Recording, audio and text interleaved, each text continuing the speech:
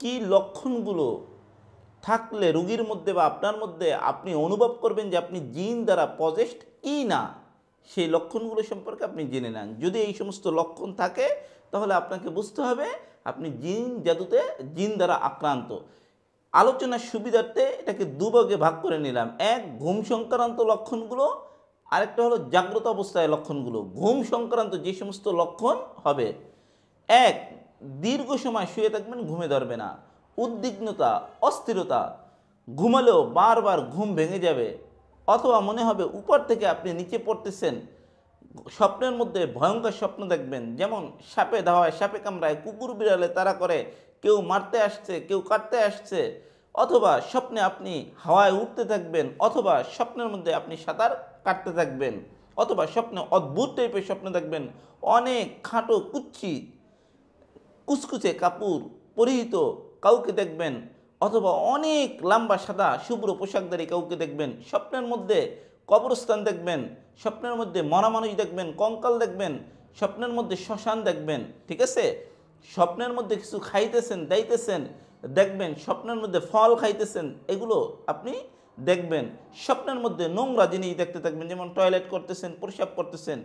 যদি আশিক জিনের আক্রান্ত থাকে তাহলে স্বপ্নের মধ্যে সেক্সুয়াল হ্যারাসমেন্ট, পুরুষও হলেও এটা দেখবেন, মহিলা হলেও দেখবেন যে স্বপ্নের মধ্যে সেক্সুয়াল হ্যারাসমেন্ট প্রতিনিয়ত আপনার সাথে কেউ সেক্স করতেছে, অথবা সেক্সুয়াল ব্যাড টাচগুলো করতেছে, এগুলোই দেখবেন। এবং মাথার মধ্যে স্বপ্নের মধ্যে শুধু গুরু গুরু, চক্ষু বন্ধ করলেও বোবায় ধরবে।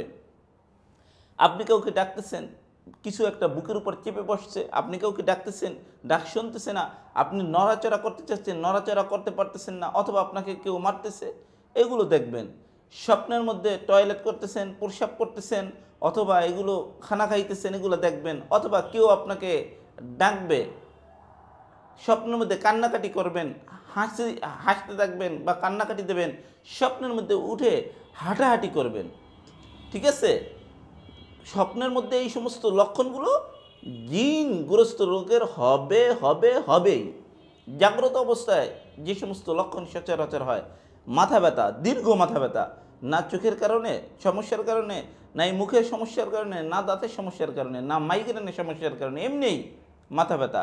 শরীরের কোনো অঙ্গে নির্দিষ্ট কোনো হয় ব্যাক পেন হবে, অথবা কোনো অঙ্গে সব সময় ব্যথা থাকা, শরীরে জ্বর থাকা কিন্তু থার্মোমিটারে না ওঠা, শরীরের মধ্যে সবসময় রোগাক্রান্ত ভাব থাকা, কিন্তু টেস্ট করলে টেস্টের ফলাফল রিপোর্ট আসবে একদম নর্মাল।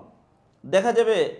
আরেকটা হলো কি, সব সময়ের জন্য বিকাল 3টা থেকে নিয়ে রাত 9টা-10টা পর্যন্ত খারাপ লাগা, স্বপ্নের মধ্যে মানে বাস্তবেই খারাপ লাগা, শ্বাস ঘন হয়ে আসা, উদ্বিগ্নতা বেড়ে যাওয়া, অলসতা বেড়ে যাওয়া।